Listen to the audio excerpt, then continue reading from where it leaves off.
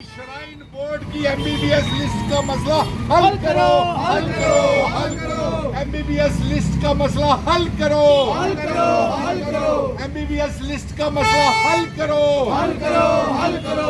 MBBS list का मसला हल करो, हल करो, हल करो। आईजी साहब एमबीबीएस लिस्ट का मसला हल करो, हल करो, हल करो। मनोज सिन्हा साहब एमबीबीएस लिस्ट का मसला हल करो, हल करो, हल करो।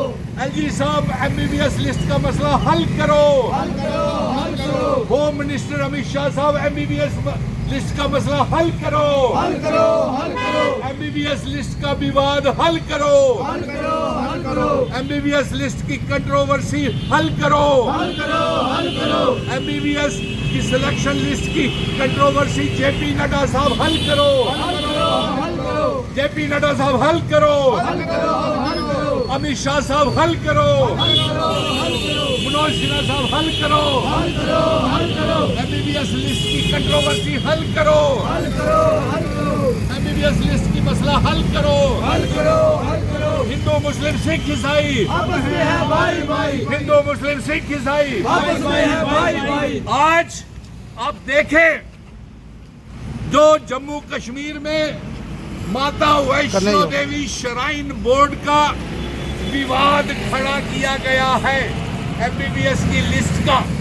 हम ये जम्मू कश्मीर के लेफ्टिनेंट गवर्नर मनोज सिन्हा साहब से, union health minister JP Nadda साहब से, होम मिनिस्टर अमित शाह साहब से ये मांग कर रहे हैं कि आप एमबीबीएस की सिलेक्शन लिस्ट के ऊपर खामोश क्यों नहीं हैं।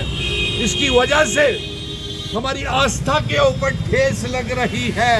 नंबर 2, आपको ये बताए तनाव खड़ा हो रहा है जम्मू और कश्मीर के बीच में।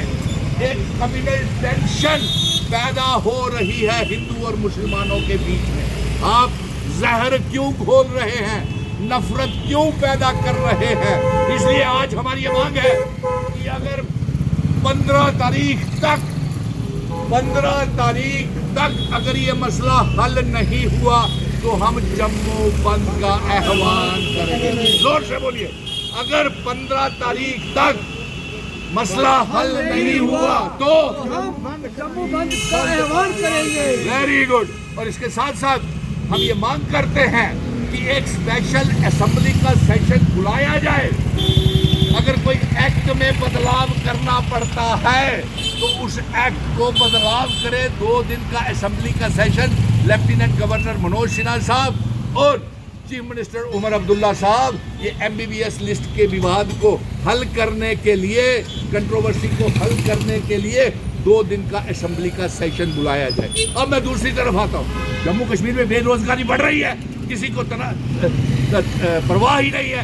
आप हमें ये बताएं कि आपने यहाँ पे हमारे पैसे के ऊपर जो हमारी आस्था को ठेस लग रही है, आप तब भी क्यों खामोश थे जब जम्मू में शराब की दुकानें खोली जा रही हैं, मंदिरों के शहर में शराब की दुकानें खोली जा रही।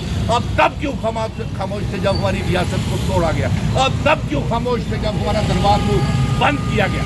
ये तो हम व्यापारियों ने, घुमाइए बैन करके, ये तो हम व्यापारियों ने खुद ये मसले हल किए हैं। आपने तो विवाद और मसले खड़े किए हैं। इसलिए मैं 29 एमएलए जो भारतीय जनता पार्टी के हैं, रोज आप जेपी नड्डा से मिलते हैं, एलजी से मिलते हैं, आप क्या कर रहे हैं, आप क्यों खामोश।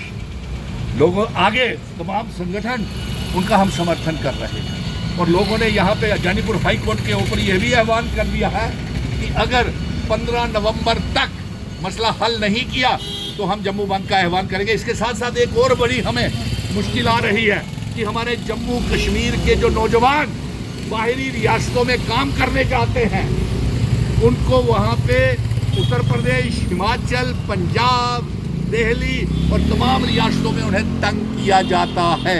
क्यों? क्योंकि ये तनाव जो जम्मू कश्मीर में है, ये जो एमबीबीएस लिस्ट का जो मसला खड़ा कर दिया है आपने, इसका असर जो है वो दूसरी रियासतों में जम्मू कश्मीर के, यानी कि आपका कहने का मतलब है 15 दिसंबर तक आप अल्टीमेटम दे रहे हैं। देखिए हाथ खड़े करके देख लीजिए, यहाँ से आवाज चला गया। अब भारतीय जनता पार्टी को देखना है कि वो जम्मू बंद के साथ खड़ी होती है या नहीं, या ये विवाद आगे बढ़ाना चाहती है।